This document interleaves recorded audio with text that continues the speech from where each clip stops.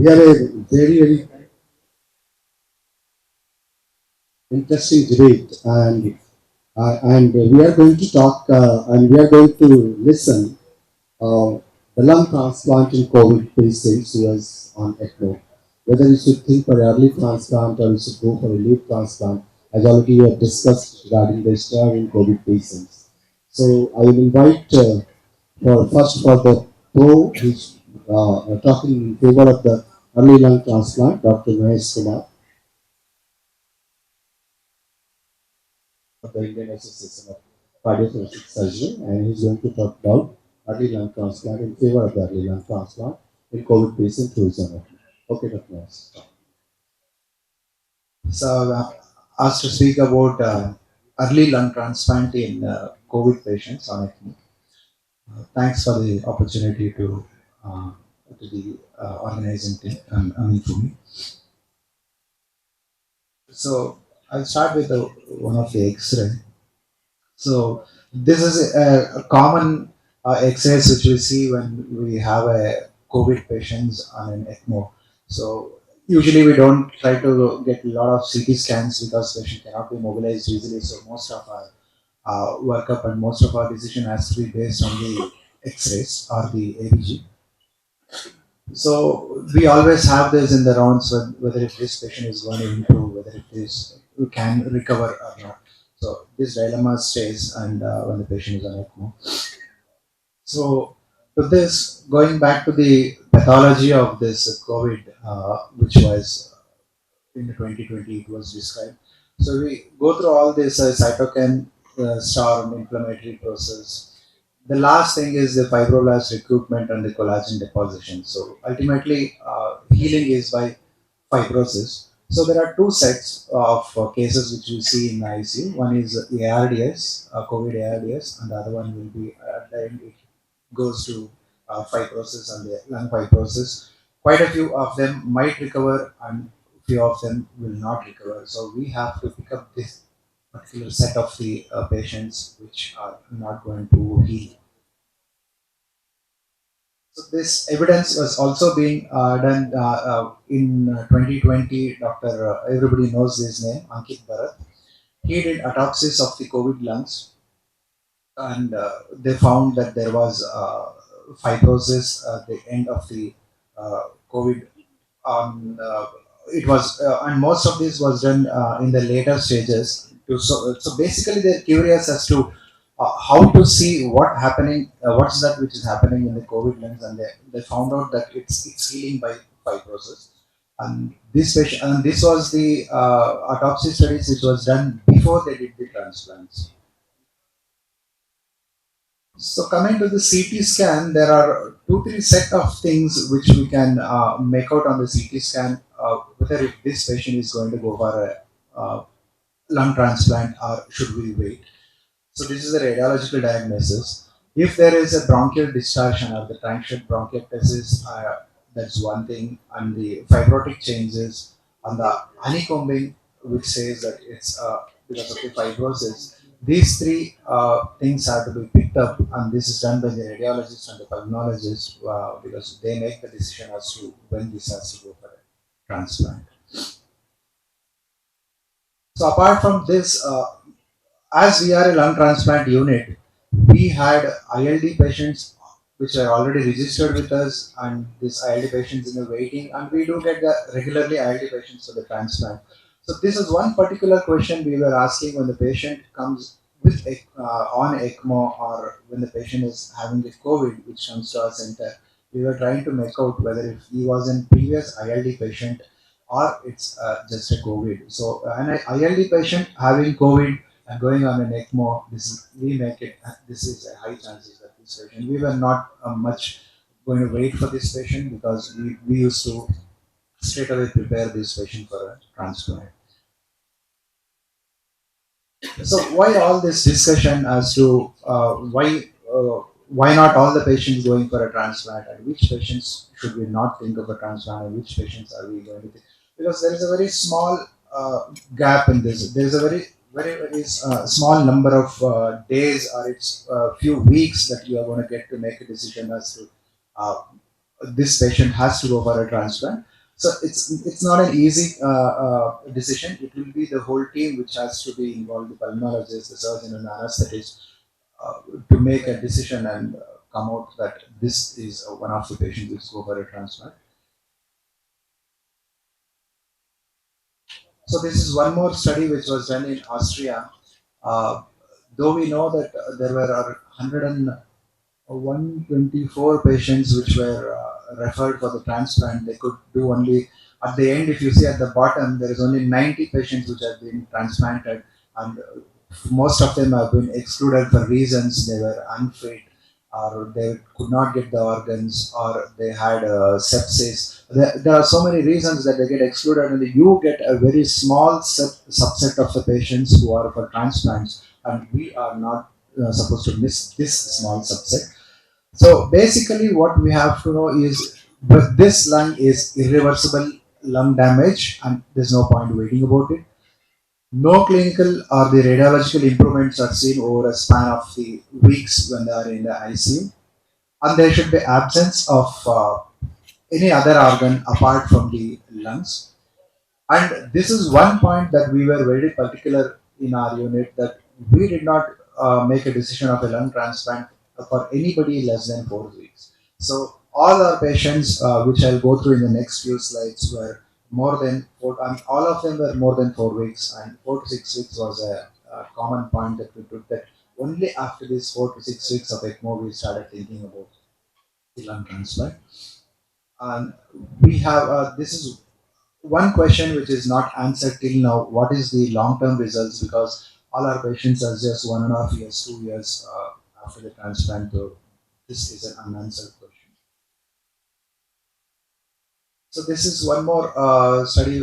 If you see that there were 61 patients on the left side awaiting for a transplant, but only 21 has undergone a lung transplant in this. If you come to the right side, there are 173 which were rejected, and you see 51 of them died, and 22 patients for unknown reasons, and only 6 have improved out of this whole table of 173. So it's not an easy thing that all the patients who are ECMO slowly will recover, and it's not an easy thing to pick the exact patients who are the correct candidates for the transplant. So it's this is our experience. We had 65 patients who were on ECMO for COVID. Out of this, 22 of them recovered without any transplant, where we did lung transplant for 28 of the patients, 65. And our longest ECMO run, though this was not the case which we took for the transplant, our longest was 162 2 days, and this patient recovered.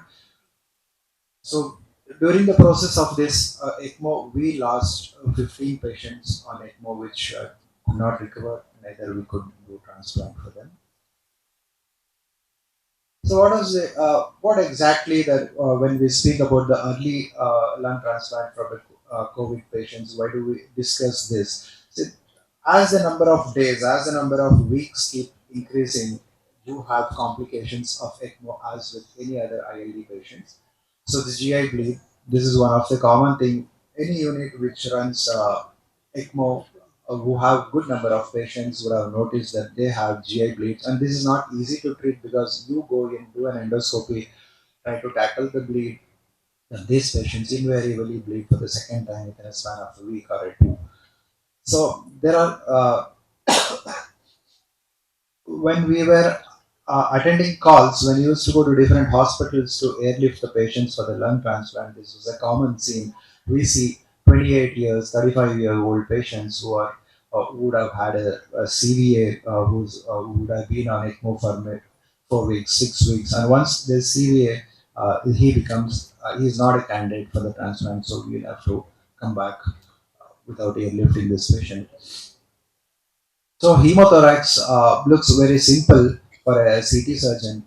Hemothorax was just put a chest tube or do a wax, look into the bleeding, but this was not the case in COVID patients. Hemothorax patients, it was like it was a nightmare. There are days when our unit chief has told that I'm going to put a chest tube for this case because you don't know which patient when you put a chest tube they start bleeding, and bleeding was not easy to manage because you don't know from where they bleed, and most of the time you put a thoracoscope inside, try to see where it is bleeding. You don't find the bleeder inside, and then you come out again. The patient keeps bleeding and continues to bleed. So there are initial days we were having challenges to how to manage the patient when they bleed after a chest tube. So later on, we started doing the wipes and pack the lung on the side it was bleeding and keep the packs for 2 days, and we were removing. But there was a problem with this. There was chances that they were getting infected.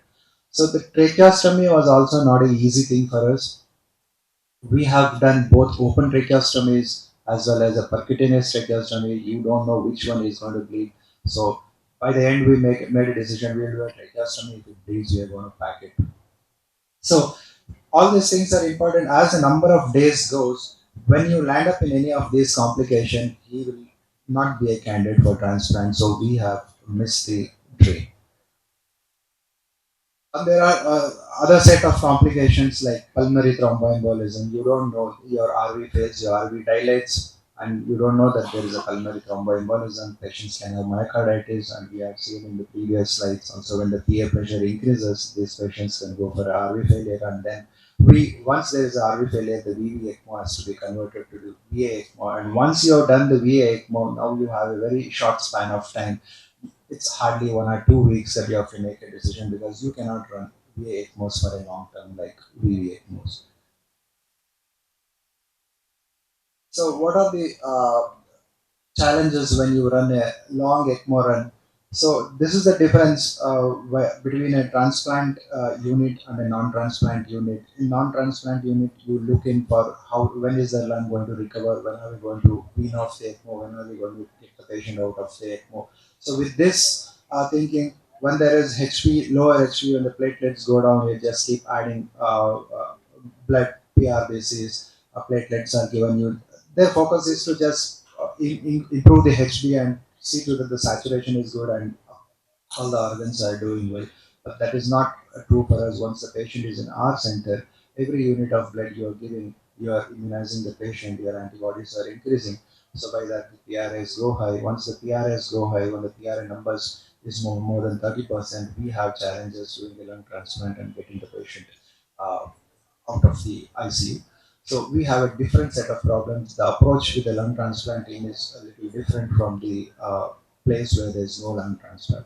So we would always want all our patients to be awake because we want the physiotherapy, rehabilitation. We want them to understand what is happening, and quite a few times we want to speak to them about the transplant when they're awake. So initially we lost the track, so patient was unconscious by the time we could make a decision. So slowly we switched. Whenever the patient was awake, we started speaking to them about the lung transplant and see how the patient reacts, and then slowly we could talk to the patient family to take the consent. This is one of the common CIN, critical illness neuropathy, was very common when you go to the different hospitals, which is not a lung transplant unit. The patients, they would have just maintained a ECMO very good with no infection, absolutely fine, good saturation, but the patient is not moving. He's been sedated for 4 weeks and 6 weeks or 8 weeks. The patient has got no movement. Any patients, so we can't take this patient and we cannot do a lung transplant in this case.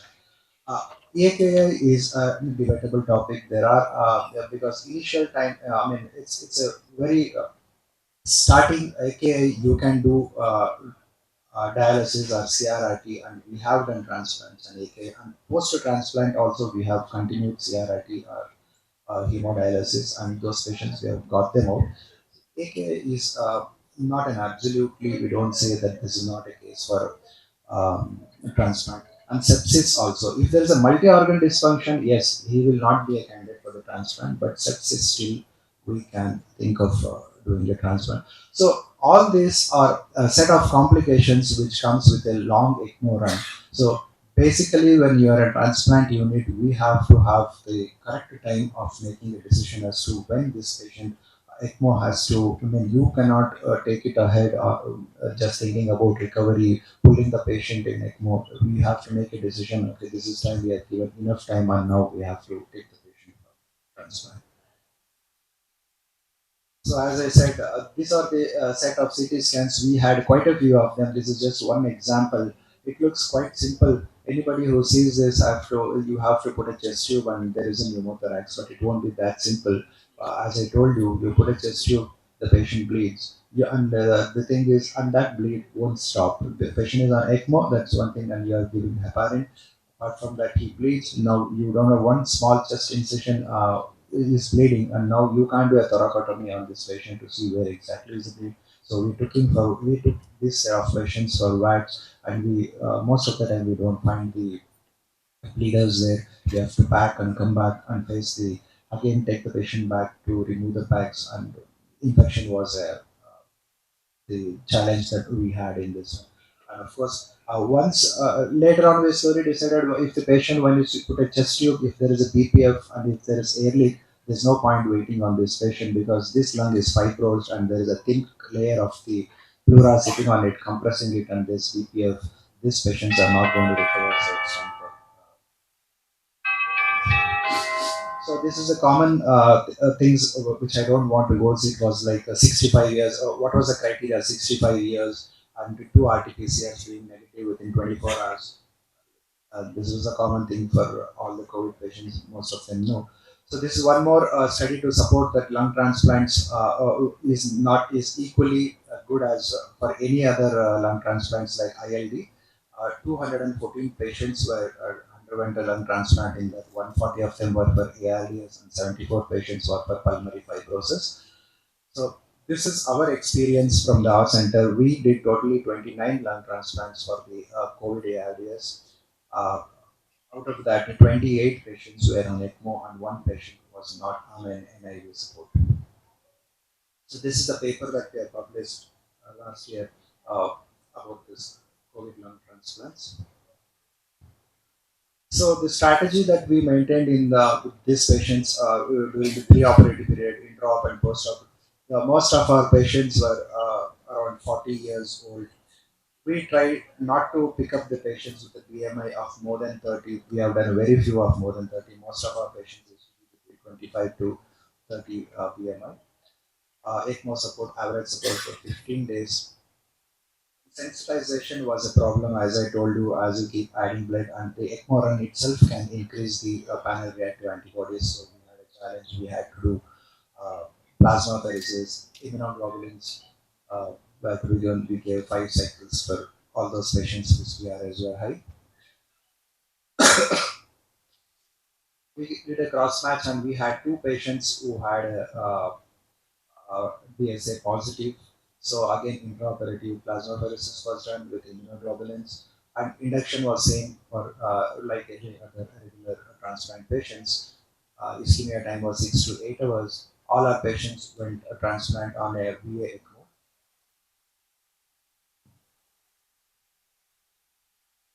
Post-operative day, the ICU stay was not much different from rest of the transplant patient, but here, as I said, the renal dysfunction was a little more in this patient. We had 24% of the cases which had dialysis, and airway complication with this COVID was a little higher, especially distal airway complications. Overall incidence of the airway complication was 56%, and we lost 9 patients out of these 29 COVID transplants.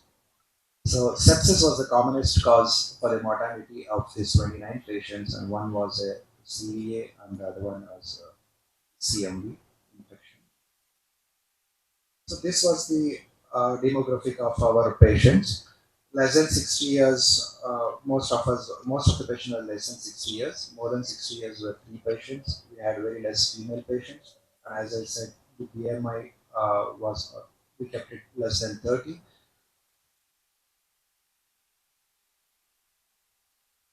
So this again the same thing.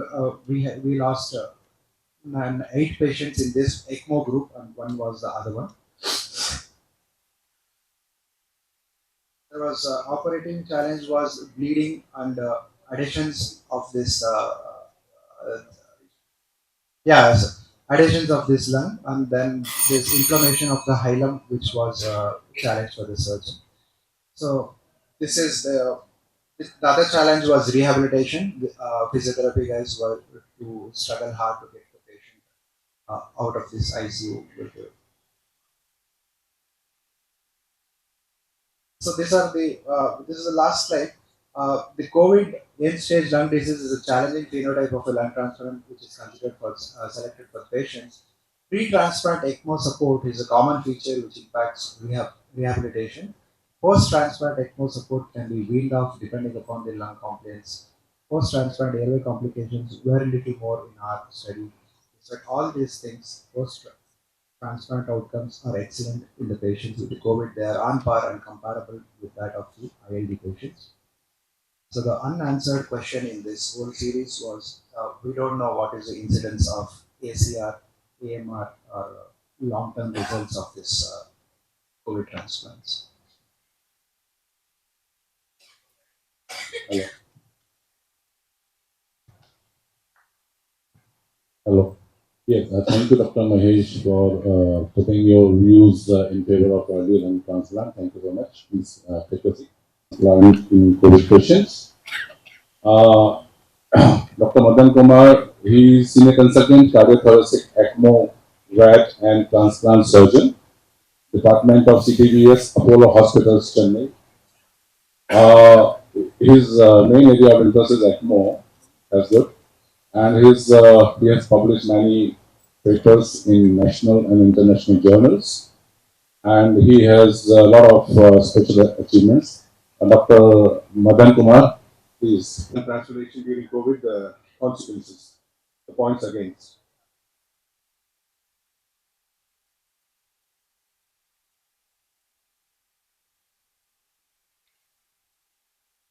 Yeah.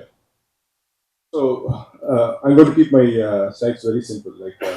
So to do any transplantation, you need to answer a lot of queries. So the transplant, whatever organ you're going to transplant, has it reached the stage of irreversibility? There is a first question you need to answer.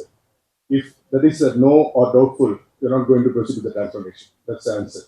So if that is going to be like it is in a dilemma in COVID. So many COVID things we are not able to understand, and a lot of things are coming up, and with a lot of strains, we are not able to predict whether this lung will recover or not. Now it is still now also this challenge. Even though we are in a better shape than in around 2 or 3 years back, still the confusion goes on. Next question is the COVID you're going to transplant. Why not in other lung diseases?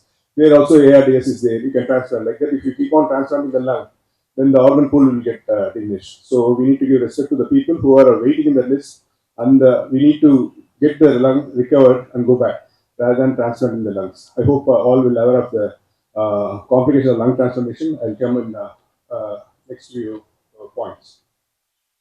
So also like COVID lungs recover.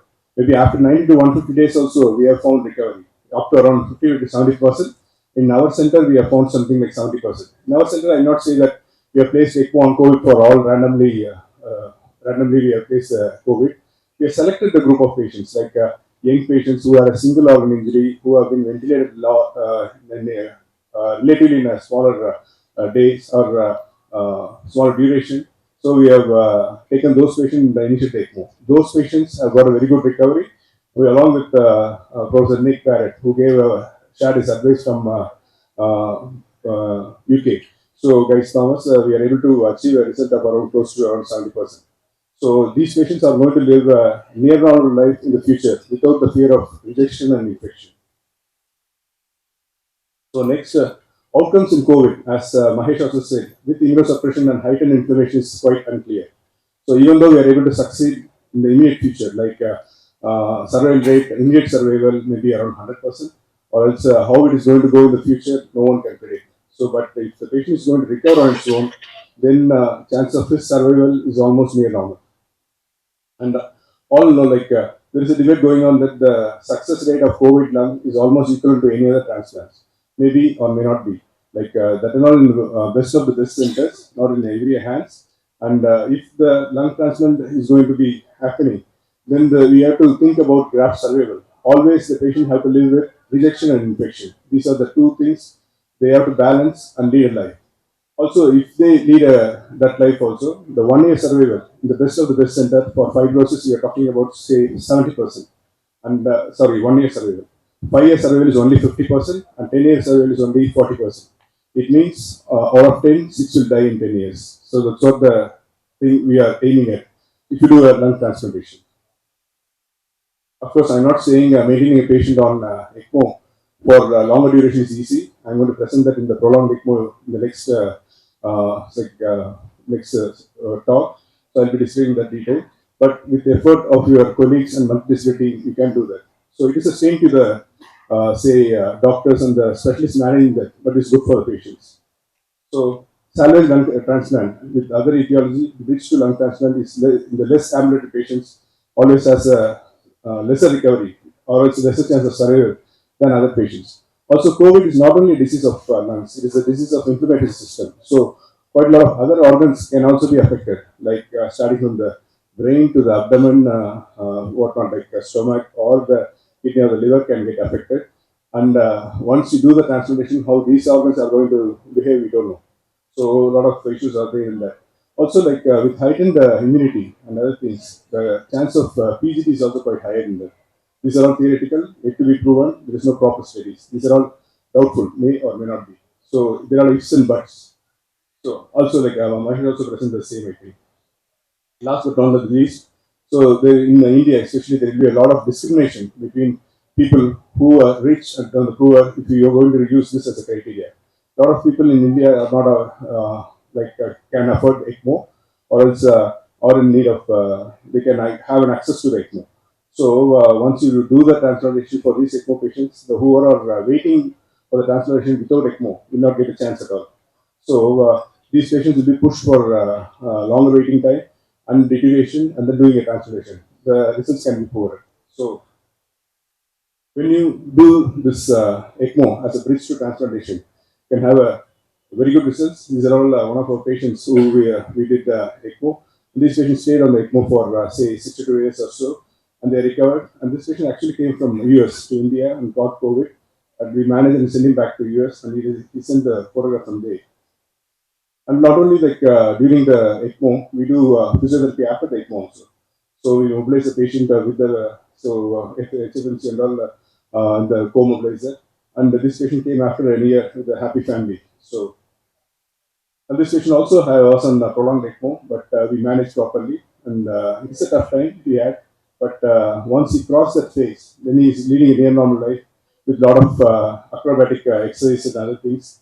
And he came to the OP around 5 or 6 days back. That's what he is now. So now the question is what to do. Like one person is saying that to do a transplantation, one person is saying not to do a transplantation.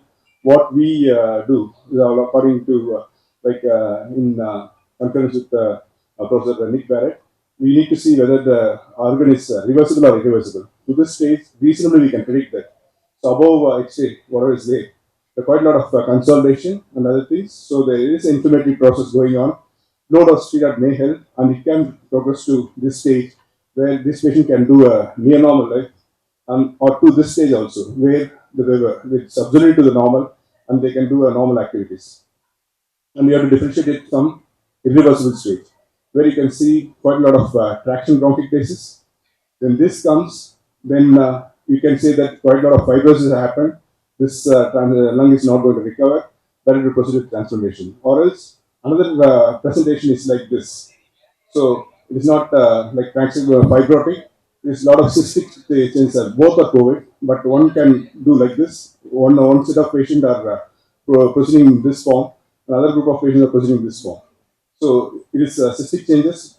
Once this happens, also the lung is not going to recover. So we have to wait for this. We take a CT scan every 2 or 3 weeks time for these patients to see whether it is a recovery or not. If there is going to be a consistent non-recovery of the lung for say 2 or 4 weeks time, then at that time we need to think about the transplantation. So that's what my views are. Thank you very much from the team Apollo. Thank you. So we would like to know your experience with BD ECMO for more than 60 days, the problems you faced and what were the outcomes. Please. So my experience with the VV Ecmo more than 60 days, problem faced and outcomes. Say since morning, I'm listening to a lot of talks, and a lot of people have covered a lot of my topics. So I'm not going to say about the studies and other things. I'm going to restrict myself to my experience with VV Ecmo, prolonged Ecmo. That is more than 60 days. So left hand side is the Hatfield Hospital where I got trained, and right hand side is Apollo Hospital where I'm practicing Ecmo. Contents of my talk will be why the complications are happening in these kind of patients, the prolonged ECMO, and what complications are there, and description of various complications, our experience and our team, and the take-home message. Why these complications are happening?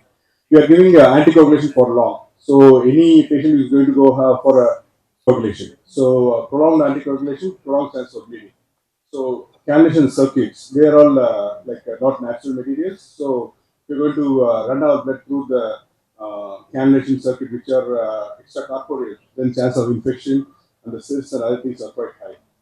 Also the chance of clot formation also. Also, these patients are going to be in the ICU for a long period of time. Long period of stay in the ICU will produce to VAP and other infections and psychological issues. And they are going to be immobilized. So, a lot of chance for them to develop critical illness myopathy and also bed sores. And these patients may also have other organ injury. So, what complications we are going to face? Of course, the bleeding and the infection are major issues, and system-wide complication we can face later. So coming to the hematological complications, bleeding, like our incidence of bleeding is around 35%. Some are very minor and some are major, which are some patients we lost also. So the patients whom we lost are brain bleed and the gut bleed. These are the two bleeds we are afraid of. When it happens, it is catastrophic. So the cause, there are many causes. I hope you all know the cause, but two important causes I like to say. When the liver function is going to get deranged, your INR is going to get deranged, and that can be one of the causes. You need to think of that. Another thing is sepsis. Sepsis can alter the platelet count. There will be a significant drop in the platelet count, and also the INR can be elevated. So these two things, when it happens, you anticipate and run a relatively lower ACT to escape from bleeding, or else to make your patient to escape from bleeding. So these other investigations are doing okay. But whenever the patient is having a bleeding, we tend to use thromboelastogram and fibrinogen level to be sure that all the other factors also we are considered and we are corrected. Thromboelastogram gives additional information of whether the need for anti fibrinolytic agent also, like Zamic. So management of blood and blood products, usually during the hit, if the patient is going to have a persistent low platelet count, then one point is sepsis. We are ruled out that. Then also the patient is going to have a low platelet count. Then one I have to think of hit, send the sample for hit. It may take around 2 or 3 days time, but we will not wait for the report. We change to Vivalrin and see. Within 2 or 3 days, if it is going to increase, platelet count is going to increase, we'll accept that and then continue with the Vivalrin. Then main cause is other thing is infection.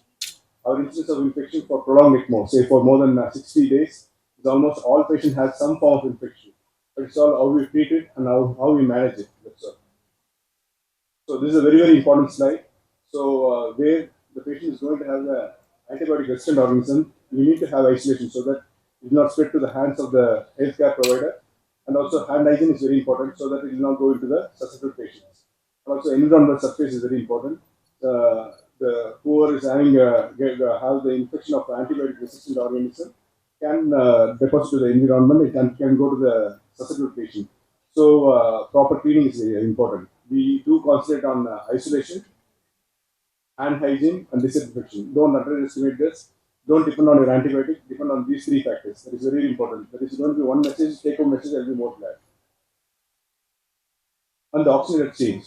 So if the patient is going to have a persistent infection in spite of antibiotic, for example, 2 to 3 days, and repeatedly an organism is growing, then we need to think of oxygen exchange. We do this in our center. We send the pre-membrane and post-membrane sample and look for time of growth. We request the microbiologist to assess at what time the organism are getting flagged up. If it is going to be like post-membrane is going to flag up early, it means instead of like compared to the pre-membrane, post-membrane sample is having a lot of organisms. So the oxygen needs a change. It's a clear indication that the oxygen needs to be changed. This is also a really important point. Once we identify the organism, it's better to give an antibiotic for at least 48 hours for the antibiotic to be in the system and then change the oxygenator rather than changing the oxygenator and then giving the antibiotic because that oxygenator may also get infected. So can on circuit related complications. So if the patient is going to have a repeated infection, in spite of changing the oxygenator, especially in fungal infection, then one needs to change the whole cannula itself. Changing the cannula is not an easy joke. It has got its own complications. So we usually do under image intensifier. So the patient was on VV Ecmo, right IJ in the right femoral vein. We are trying to change to the left femoral vein and left IJV. So usually in the left jugular, it curves like this. So no point in keeping the cannula here. So in the bend, it will compress the innermate vein, which will be very friable, and chance of bleed is very high. So we have to keep the cannula somewhere above this bend. So we need the image intensifier for that.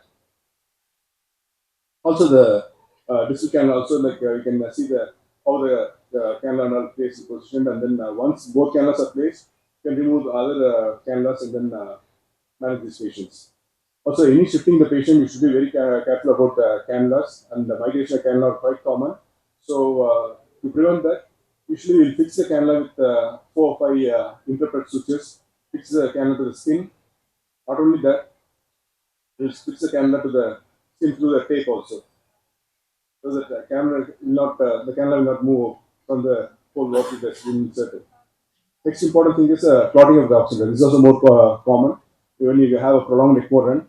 We have used oxygenator for after around 52 days also, one oxygenator, but this can develop within 5 days also. So we need to identify the clots in the oxygenator. Is oxygenator after flushing? What we are seeing the clot. So if that happens with other criteria, you need to change the oxygenator. So CNS system complication. The incidence is around 12% in us. The various causes like bleeding, infarct, hypoxia, or edema can be there.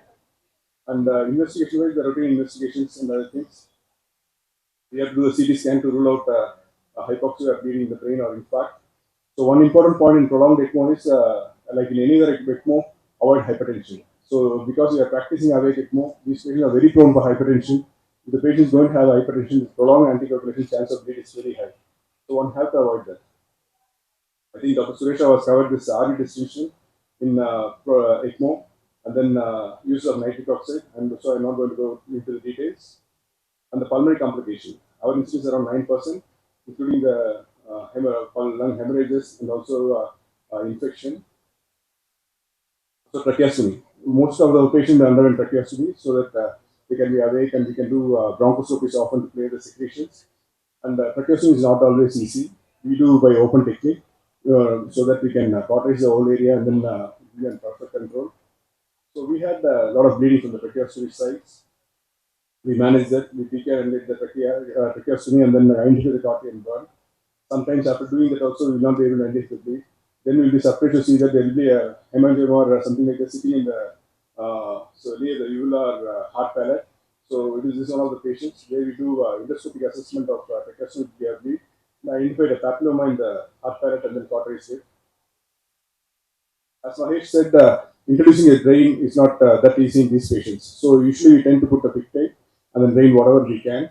And this is one of the unfortunate patients who are bleeding after the pigtail insertion. So we did a wax, identify the bleed in the pigtail side, and then cauterize it, and then place the drain.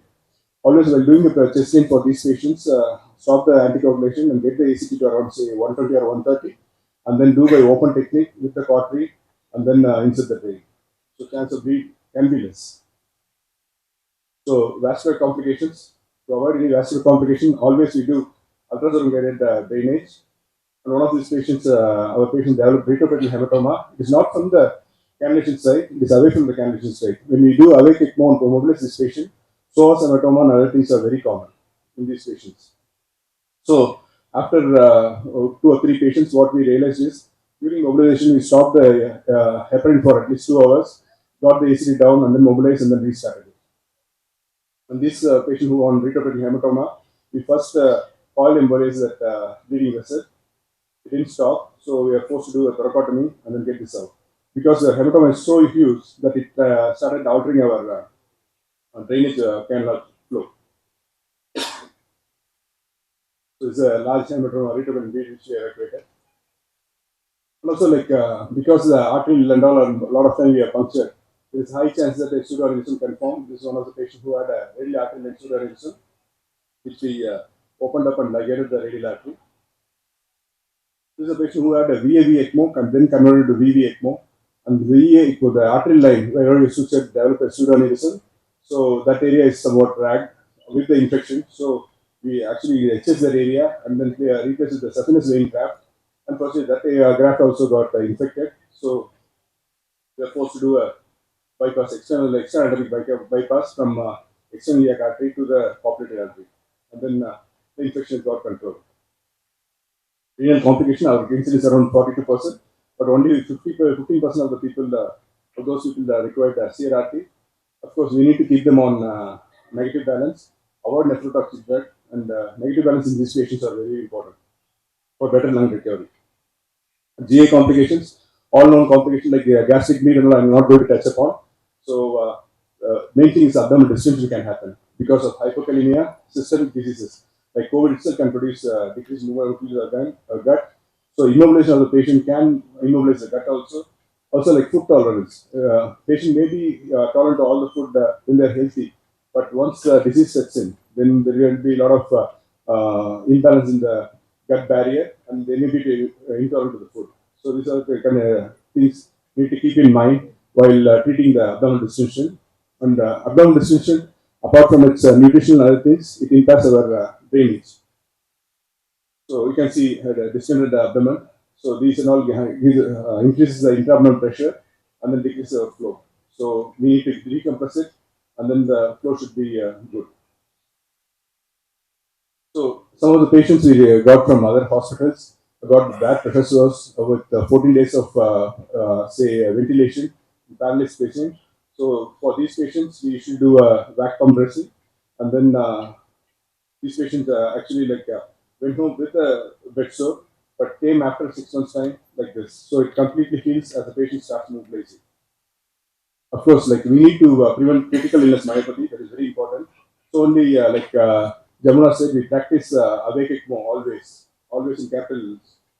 So in awake, as Jamuna pointed out, they can eat normally, they can interact, they do physiotherapy, the psychological counseling is better. So we always try for awake ECMO. So we do chest physiotherapy on awake patients, and we do LETO for the exercise in the upper limb and lower limb.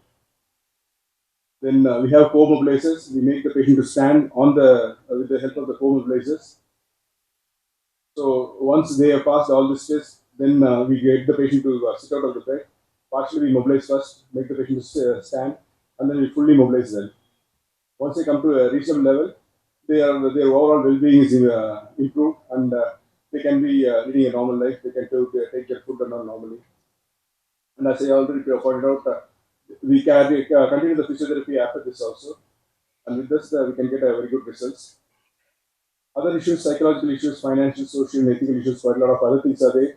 There are very big topics, but each and everything should be taken care. Proper counseling is very mandatory in this prolonged ECMO. We would have spent at least half an hour or so for each patient on ECMO with the family members and also with the patients, so that they are all engaged and then we all move forward as a team. So counseling is very important to avoid these psychological, financial, social, and ethical issues. So our recruiting can proudly say that we are around 146 people with a multidisciplinary team of doctors in each and every specialty. We respect each and every specialty, but final decision will be taken by us.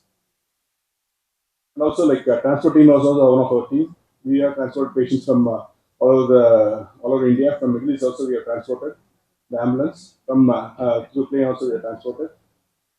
Coming to our experience, we have done around 294 ECMOs. Out of that prolonged ECMO, by definition, whatever topic given to me, more than 60 days. We have done around 24, or close to 50 we have done for COVID. Out of that prolonged ECMO, that is more than 60 days or 24, around the recovery is around 15, that is 62.5%. Lost, we lost around 20.8%, mostly due to infection, some with bleeding. And also, as a bridge to lung transplantation, we have done around 4 patients. Out of this 4, all survived the transplantation. After 3 months, the success rate was 75. 6 months, it is around 50. 2 patients are still alive. We are following it up. Take home messages. Prolonged ECMO incidence is more in COVID patients. We should have a multidisciplinary team. It's not for team who does the ECMO rarely. We should have a multidisciplinary, well-trained team, and it should be a dedicated team for ECMO. And prolonged ECMO patients can also manage efficiently with the good results. Anticipation, prevention, and aggressive management of complications improves the results of these patients. Thank you.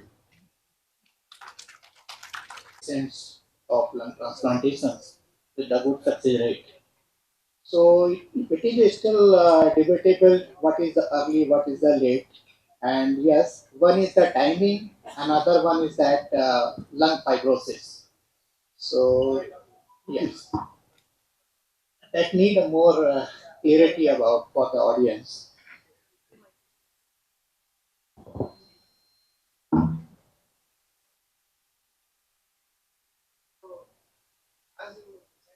The mic, please. Mic. Yes, Manish. As you said, it's not clear, sir. See, that debate is still there. So that's why when I was starting my slide, I said 4 to 6 weeks minimum. That is very clear. Everybody speaks about it 4 to 6 weeks. After that, what exactly is early, what is late? No, we don't know. Only 4 to 6 weeks of waiting period before we think about a transplant is there. I totally agree with you. Correct. After that, yes, correct. But after that also, we need to see what is the correct age. As you said, there is no data, but recently I showed in the X-ray, there are two group of patients. One having a traction ductal bronchiectasis, other having cystic changes. So till the time, better to wait. It's what our views are. Same thing was there in my side also. Yeah, Traction bronchiectasis, honeycombing, and fibrosis. Three things are there. Yes, thank you. Any question from the audience? So I have a question and a comment actually. How did the patients who came with BPFs do, like basically pneumothoraxes and bronchopleural fistulas, were they better in terms of infection and did you all transplant them earlier? Initially, when we started with the COVID transplants after Dr. Ankit Bharat, initially we did not know how to manage this BPF. We thought it was like any other BPF. Of late, after a few months, we realized BPF patients will not recover any ECMO. This is what we have realized, and this holds good even in ILD also.